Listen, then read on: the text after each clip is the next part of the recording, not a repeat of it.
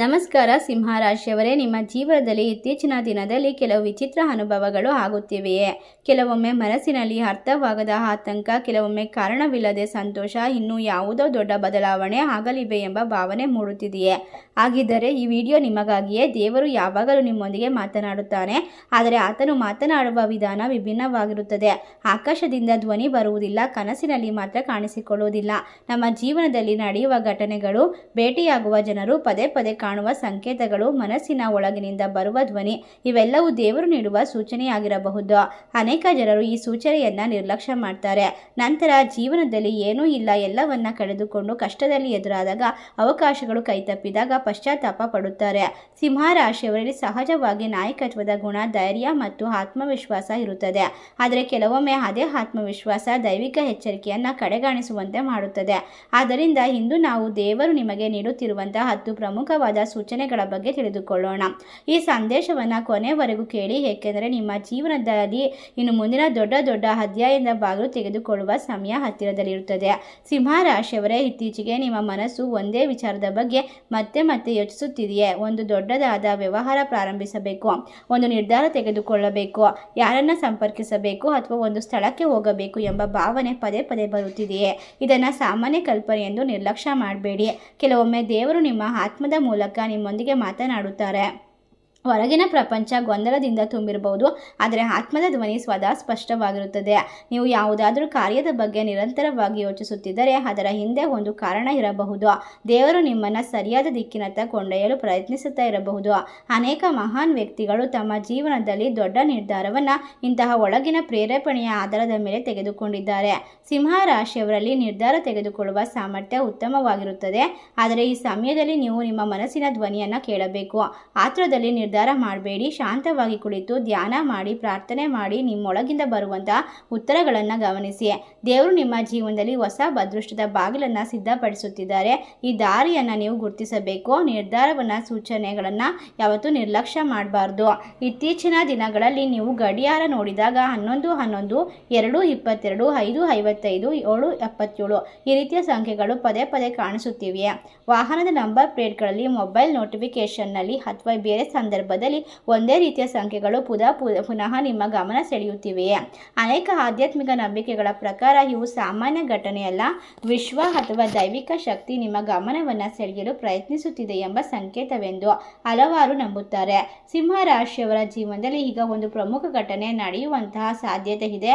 ನೀವು ಹೊಸ ಅವಕಾಶವನ್ನು ಪಡೆಯಬಹುದು, ಹಳೆಯ ಸಮಸ್ಯೆಗೆ ಪರಿಹಾರ ಸಿಗಬಹುದು ಅಥವಾ ನಿಮ್ಮ ಜೀವನದ ದಿಕ್ಕು ಬದಲಾಗಬಹುದು. ಈ ಸಂಖ್ಯೆಗಳು ಕಾಣಿಸಿಕೊಂಡಾಗ ಈ ಸಮಯದಲ್ಲಿ ನೀವು ಏನು ಯೋಚಿಸುತ್ತಿದ್ದೀರಿ ಎಂಬುದನ್ನು ನೆನಪಿಸಿಕೊಳ್ಳಿ. ಬಹುಶಃ ಅದೇ ನಿಮ್ಮ ಮುಂದಿನ ಹೆಜ್ಜೆಗೆ ಸಂಬಂಧಿಸಿದಂತಹ ಸಂದೇಶವಾಗಿರಬಹುದು. ದೇವರು ನೇರವಾಗಿ ಮಾತನಾಡದಿದ್ದರೂ ಸಂಕೇತಗಳ ಮೂಲಕ ಮಾರ್ಗದರ್ಶನ ನೀಡುತ್ತಾನೆ.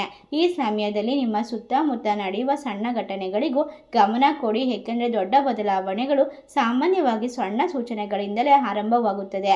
ದೇವರು ನಿಮಗೆ ನೀಡುತ್ತಿರುವಂತಹ ಅವಕಾಶವನ್ನು ಗುರುತಿಸಲು ಪ್ರಯತ್ನಿಸಿ.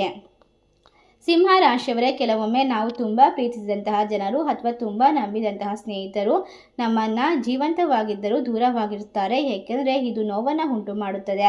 ಸದಾ ನೀವು ಪ್ರೀತಿಯಿಂದ ತುಂಬಿರ್ತಕ್ಕಂತಹ ಮನಸ್ಥಿತಿಯನ್ನು ಹೊಂದಿದ್ರೂ ಕೂಡ ಪ್ರತಿಯೊಂದು ದೂರ ಆಗುವಿಕೆಯು ನಷ್ಟವಲ್ಲ. ಕೆಲವೊಮ್ಮೆ ದೇವರು ನಮ್ಮ ಜೀವನದಲ್ಲಿ ಇರಬಾರದ ವ್ಯಕ್ತಿಗಳನ್ನು ತೆಗೆದುಹಾಕುತ್ತಾನೆ, ಏಕೆಂದರೆ ಅವರು ನಮ್ಮ ಬೆಳವಣಿಗೆಗೆ ಅಡ್ಡಿಯಾಗಬಾರದು. ನೀವು ಮುಂದೆ ಸಾಗಬೇಕಾದರೆ ಹಳೆಯ ಭಾರವನ್ನು ಬಿಟ್ಟು ಬಿಡಬೇಕಾಗುತ್ತದೆ. ಅನೇಕ ಬಾರಿ ನಾವು ನಂಬಿದಂತಹ ಸಂಬಂಧಗಳನ್ನು ಉಳಿಸಿಕೊಳ್ಳಲು ಪ್ರಯತ್ನಿಸುತ್ತೇವೆ, ಆದರೆ ಅವು ಉಳಿದುಕೊಳ್ಳೋದಿಲ್ಲ. ಅದಕ್ಕೆ ಕಾರಣ ದೇವರ ಸೂಚನೆ ಮತ್ತು ದೇವರ ಯೋಜನೆ ಇದು ಬೇರೆ ಆಗಿರಬಹುದು.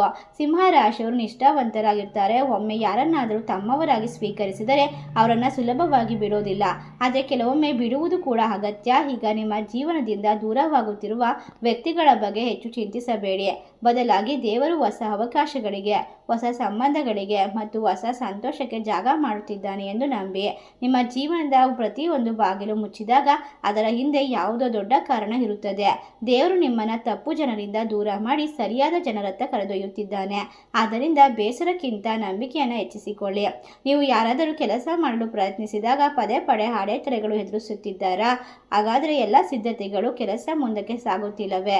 ಅನೇಕ ಜನರು ದುರಾದೃಷ್ಟರು ಎಂದು ಭಾವಿಸುತ್ತಾರೆ, ಆದರೆ ಕೆಲವೊಂದಿಷ್ಟು ಬಾರಿ ದೇವರು ನಮ್ಮನ್ನು ತಪ್ಪು ದಾರಿಯಿಂದ ತಡೆಯಲು ಅಡೆತಡೆಗಳನ್ನು ಸೃಷ್ಟಿಸುತ್ತಾನೆ. ನಾವು ಒಂದು ದಾರಿಯೇ ಸರಿ ಎಂದು ಭಾವಿಸಿರಬಹುದು, ಆದರೆ ದೇವರಿಗೆ ನಮ್ಮ ಭವಿಷ್ಯ ಬಗ್ಗೆ ಗೊತ್ತಿರುತ್ತದೆ. ಮುಂದೆ ಅಪಾಯ ಇದ್ದರೆ ಆತನು ನಮ್ಮನ್ನು ವೇಗವಾಗಿ ನಿಧಾನಗೊಳಿಸುತ್ತಾನೆ. ಸಿಂಹರಾಶಿಯವರು ವೇಗವಾಗಿ ನಿರ್ಧಾರ ತೆಗೆದುಕೊಳ್ಳುವ ಸ್ವಭಾವ ಹೊಂದಿರ್ತಾರೆ. ಅವರಿಗೆ ವಿಳಂಬ ಇಷ್ಟವಾಗುವುದಿಲ್ಲ. ಆದರೆ ಈ ಸಮಯದಲ್ಲಿ ನಡೆಯುತ್ತಿರುವಂತಹ ಪ್ರತಿಯೊಂದು ವಿಳಂಬದ ಹಿಂದೆ ಒಂದು ಪಾಠ ಇರುತ್ತದೆ. ನೀವು ಕಳೆದುಕೊಂಡ ಅವಕಾಶಕ್ಕಾಗಿ ದುಃಖ ಪಡಬೇಡಿ. ಬಹುಶಃ ಅದು ನಿಮ್ಮದಾಗಿರುವುದಿಲ್ಲ. ದೇವರು ನಿಮಗಾಗಿ ಇನ್ನೂ ಉತ್ತಮವಾದದ್ದನ್ನು ಸಿದ್ಧಪಡಿಸಬಹುದು. ಆದ್ದರಿಂದ ಕೋಪಗೊಳ್ಳಬೇಡಿ. ಬದಲಾಗಿ ನಿಮ್ಮನ್ನು ನೀವು ಕೇಳಿಕೊಳ್ಳಿ, ಈ ಅಡೆತಡೆಗಳಿಂದ ನಾನು ಏನು ಕಲಿಯಬೇಕು ಎಂದು. ಈ ಪ್ರಶ್ನೆಗೆ ಉತ್ತರ ಸಿಕ್ಕಾಗ ನೀವು ದೇವರ ಸೂಚನೆಯನ್ನು ಅರ್ಥ ಮಾಡಿಕೊಳ್ಳಲು ಆರಂಭಿಸುತ್ತೀರಾ. ಕೆಲವೊಮ್ಮೆ ದೇವರ ಇಲ್ಲ ಎಂಬ ಮಾತಿಗೆ ಉತ್ತರ ನಿಮ್ಮ ಜೀವನದ ದೊಡ್ಡ ಆಶೀರ್ವಾದವಾಗಿರುತ್ತದೆ. ಸಿಂಹರಾಶಿಯವರೇ, ಇತ್ತೀಚಿನ ದಿನಗಳಲ್ಲಿ ನಿಮಗೆ ಕೆಲವು ವಿಚಿತ್ರ ಕನಸು ಬರುತ್ತಿದೆಯೇ? ಒಂದೇ ಕನಸು ಪದೇ ಪದೇ ಕಾಣಿಸುತ್ತಿದೆಯೇ? ದೇವಾಲಯ, ದೀಪ, ನದಿ, ಹೂಗಳು, ಪೂಜೆ, ಹಾವು, ಅದೇ ರೀತಿ ಪೂರ್ವಜರು ಅಥವಾ ಪ್ರಕಾಶಮಾನವಾದ ಬೆಳಕು ನಿಮ್ಮ ಕನಸಿನಲ್ಲಿ ಕಾಣಿಸುತ್ತಿದೆಯೇ? ಇಂಥ ಕನಸುಗಳನ್ನು ಸಾಮಾನ್ಯ ಕನಸು ಎಂದು ನಿರ್ಲಕ್ಷ್ಯ ಮಾಡಬೇಡಿ. ಕೆಲವೊಮ್ಮೆ ದೇವರು ನಮ್ಮ ಜಾಗೃತ ಮನಸ್ಸು ಕೇಳದ ಸಂದೇಶವನ್ನು ಕನಸುಗಳ ಮೂಲಕ ತಲುಪಿಸುತ್ತಾನೆ. ದಿನವಿಡೀ ನಾವು ಕೆಲಸ, ಜವಾಬ್ದಾರಿ ಮತ್ತು ಚಿಂತೆಗಳಲ್ಲಿ ನಿರಂತರವಾಗಿರುತ್ತೇವೆ. ಈಗ ದೈವಿಕ ಸಂದೇಶಗಳು ನಮ್ಮ ಗಮನಕ್ಕೆ ಬರುವುದಿಲ್ಲ. ಆದರೆ ರಾತ್ರಿ ಮನಸ್ಸು ಶಾಂತವಾದಾಗ ಆತ್ಮ ಹೆಚ್ಚು ಸ್ಪಂದಿಸುತ್ತದೆ. ಆಗ ದೇವರು ಕನಸಿನ ರೂಪದಲ್ಲಿ ಕೆಲವು ಸಂಕೇತಗಳನ್ನು ನೀಡಬಹುದು. ಸಿಂಹರಾಶಿಯವರು ಸಹಜವಾಗಿ ಬಲಿಷ್ಠ ವ್ಯಕ್ತಿತ್ವವನ್ನು ಹೊಂದಿದ್ದಾರೆ. ಆದರೆ ಕೆಲವೊಮ್ಮೆ ತಮ್ಮ ಅಂತರಂಗದ ಭಾವನೆಗಳನ್ನು ಕಡೆಗಾಣಿಸುತ್ತಾರೆ. ಈಗ ನೀವು ಕಾಣುತ್ತಿರುವ ಕನಸುಗಳಲ್ಲಿ ಯಾವುದಾದರೂ ವಿಶೇಷ ಸಂದೇಶ ಅಡಗಿರಬಹುದು. ಕನಸು ಕಂಡ ತಕ್ಷಣ ಅದನ್ನು ಬರೆಯುವ ಅಭ್ಯಾಸ ಮಾಡಿಕೊಳ್ಳಿ. ಕೆಲವು ದಿನಗಳ ನಂತರ ಅದರ ಅರ್ಥ ನಿಮಗೆ ಸ್ಪಷ್ಟವಾಗಬಹುದು. ಒಂದು ಕನಸು ಪದೇ ಪದೇ ಬಂದರೆ ಅದು ನಿಮ್ಮ ಜೀವನದ ಪ್ರಮುಖ ವಿಚಾರಕ್ಕೆ ಸಂಬಂಧಪಟ್ಟಿರಬಹುದು. ದೇವರು ನಿಮ್ಮ ಗಮನವನ್ನು ಸೆಳೆಯಲು ಪ್ರಯತ್ನಿಸ್ತಾ ಇದ್ದಾನೆ. ಆದ್ದರಿಂದ ಕನಸುಗಳನ್ನು ತಮಾಷೆಯಾಗಿ ತೆಗೆದುಕೊಳ್ಬೇಡಿ. ಅವು ನಿಮ್ಮ ಭವಿಷ್ಯದ ದಾರಿಯನ್ನು ತೋರಿಸುವಂತಹ ದಿಕ್ಸೂಚಿಯಾಗಿರುವ ಬೆಳಕಾಗಿರಬಹುದು. ಕೆಲವೊಮ್ಮೆ ಎಲ್ಲವೂ ಸರಿಯಾಗಿದ್ದರೂ ಕೂಡ ಮನಸ್ಸಿನಲ್ಲಿ ಅಶಾಂತಿ ಉಂಟಾಗುತ್ತದೆ. ಕೆಲವೊಮ್ಮೆ ದೊಡ್ಡ ಸಮಸ್ಯೆಗಳ ಮಧ್ಯೆಯೂ ವಿಚಿತ್ರ ಶಾಂತಿ ಅನುಭವವಾಗುತ್ತದೆ.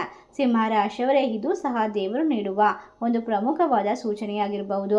ಮಾನವನ ಮನಸ್ಸು ಕೇವಲ ಯೋಜನೆಗಳಿಂದ ಮಾತ್ರ ಕೆಲಸ ಮಾಡುವುದಿಲ್ಲ. ಅದರ ಹಿಂದೆ ಆತ್ಮದ ಶಕ್ತಿ ಇರುತ್ತದೆ. ನೀವು ಯಾವುದಾದರೂ ನಿರ್ಧಾರ ತೆಗೆದುಕೊಳ್ಳಲು ಯೋಚಿಸುತ್ತಿದ್ದಾಗ ಮನಸ್ಸು ಸಹಜವಾಗಿ ಶಾಂತವಾಗುತ್ತಿದ್ದರೆ ಅದು ಆ ದಾರಿಯ ಎಚ್ಚರಿಕೆಯಿಂದ ಸಾಗಬೇಕು ಎಂಬ ಸೂಚನೆಯಾಗಿರಬಹುದು.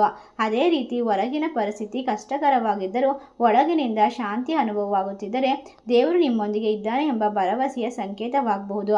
ಸಿಂಹರಾಶಿಯವರು ತಮ್ಮ ಬುದ್ಧಿ ಮತ್ತು ಧೈರ್ಯದ ಮೇಲೆ ನಂಬಿಕೆ ಇಡುತ್ತಾರೆ. ಆದರೆ ಈ ಸಮಯದಲ್ಲಿ ನಿಮ್ಮ ಅಂತರಂಗದ ಭಾವನೆಗಳನ್ನು ಗಮನಿಸಿ. ಕೆಲವೊಮ್ಮೆ ನಿಮ್ಮ ಹೃದಯಕ್ಕೆ ತಿಳಿದಿರುವುದು ನಮ್ಮ ಕಣ್ಣುಗಳಿಗೆ ಕಾಣುವುದಿಲ್ಲ. ದೇವರು ನಿಮ್ಮನ್ನು ರಕ್ಷಿಸಲು ಅಥವಾ ಸರಿಯಾದ ದಾರಿಯಲ್ಲಿ ನಡೆಸಲು ಈ ರೀತಿ ಭಾವನೆಯನ್ನು ಕಳಿಸಬಹುದು. ಆದ್ದರಿಂದ ಯಾವುದೇ ನಿರ್ಧಾರ ಮಾಡುವ ಮೊದಲು ನಿಮ್ಮ ಮನಸ್ಸಿನ ಸ್ಥಿತಿಯನ್ನು ಗಮನಿಸಿ. ಅಂತರಂಗದ ಧ್ವನಿಯನ್ನು ಕೇಳಿ. ಅದು ನಿಮಗೆ ದೊಡ್ಡ ತಪ್ಪಿನಿಂದ ರಕ್ಷಿಸಬಹುದು ಅಥವಾ ದೊಡ್ಡ ಯಶಸ್ಸಿನತ್ತ ಕರೆದೊಯ್ಯಬಹುದು. ಸಿಂಹರಾಶಿಯವರೇ, ಜೀವನದಲ್ಲಿ ಕೆಲವೊಮ್ಮೆ ನಾವು ತುಂಬ ನಿರೀಕ್ಷೆ ಇಟ್ಟಿದ್ದ ಕೆಲಸಗಳು ಕೈತಪ್ಪಿ ಹೋಗುತ್ತವೆ. ಒಂದು ಉದ್ಯೋಗ ಸಿಗುವುದಿಲ್ಲ, ಒಂದು ಸಂಬಂಧ ಮುರಿಯುತ್ತದೆ, ಒಂದು ಯೋಜನೆ ವಿಫಲವಾಗುತ್ತದೆ. ಈ ಸಂಬಂಧದಲ್ಲಿ ಎಲ್ಲವೂ ಮುಗಿದು ಹೋಯಿತು ಎಂದು ಅನಿಸುತ್ತದೆ. ಆದರೆ ದೇವರ ಯೋಜನೆಯಲ್ಲಿ ಅಂತ್ಯ ಎಂಬುದೇ ಇರುವುದಿಲ್ಲ. ಒಂದು ಬಾಗಿಲು ಮುಚ್ಚಿದಾಗ ಮತ್ತೊಂದು ಬಾಗಿಲು ತೆರೆಯಲು ಸಿದ್ಧವಾಗುತ್ತದೆ.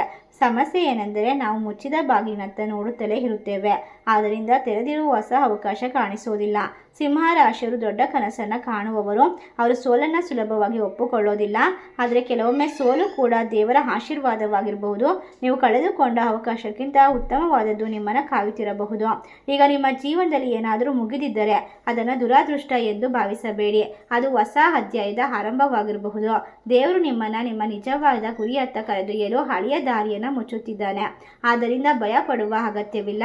ಆತ್ಮವಿಶ್ವಾಸದಿಂದ ಮುಂದೆ ನಡೆಯಿರಿ. ಶೀಘ್ರದಲ್ಲೇ ನಿಮ್ಮ ಜೀವನದಲ್ಲಿ ಹೊಸ ಅವಕಾಶ, ಹೊಸ ಜನರು ಮತ್ತು ಹೊಸ ಸಂತೋಷ ಪ್ರವೇಶಿಸುವ ಸಾಧ್ಯತೆ ಇದೆ. ಸಿಂಹರಾಶಿಯವರೇ, ಇಷ್ಟು ಹೊತ್ತಿನವರೆಗೆ ನಾವು ದೇವರು ಮತ್ತು ಜೀವನದಲ್ಲಿ ನೀಡುತ್ತಿರುವ ವಿವಿಧ ಸೂಚನೆಗಳ ಬಗ್ಗೆ ತಿಳಿದುಕೊಂಡೆವು. ಈಗ ಒಂದು ವಿಚಾರವನ್ನು ಕನಸಿನಲ್ಲಿ ನೆನಪಿಟ್ಟುಕೊಳ್ಬೇಕು. ಯಾಕಂದರೆ ದೇವರು ನಿಮ್ಮ ಜೀವನವನ್ನು ಬದಲಾಯಿಸುವ ಮೊದಲು ಕೆಲವು ಸಂಕೇತವನ್ನು ನೀಡ್ತಾನೆ. ಆ ಸಂಕೇತವನ್ನು ನೀವು ಅರ್ಥ ಮಾಡಿಕೊಳ್ಳುವುದು ನಿಮ್ಮ ಜವಾಬ್ದಾರಿ. ಕೆಲವೊಂದಿಷ್ಟು ಬಾರಿ ಗಮನಿಸುತ್ತಾರೆ ಮತ್ತು ಜೀವನವನ್ನು ಉತ್ತಮ ದಾರಿಯಲ್ಲಿ ಮುನ್ನಡೆಸುತ್ತಾರೆ. ಇನ್ನೂ ಕೆಲವರು ಅದನ್ನು ನಿರ್ಲಕ್ಷ್ಯ ಮಾಡ್ತಾರೆ, ನಂತರ ಪಶ್ಚಾತ್ತಾಪ ಪಡ್ತಾರೆ. ನಿಮ್ಮ ಜೀವನದಲ್ಲಿ ಈಗ ನಡೆಯುತ್ತಿರುವಂತಹ ಪ್ರತಿಯೊಂದು ಘಟನೆಗೆ ಒಂದು ಕಾರಣವಿದೆ.